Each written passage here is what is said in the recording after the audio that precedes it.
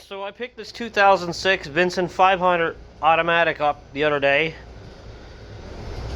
Has spark. We got gas, but we got no compression in this one either. Just like the Grizzly 660. There's the piston. What's left of it. So there's no compression in that one, but the crank is good.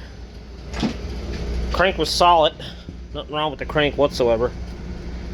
But we got no compression in this either. And these have a decompression system in, but it should have compression regardless to fire up.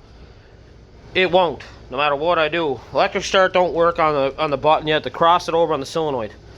So I guess we'll see what this project gets into. Catch you guys on the next video.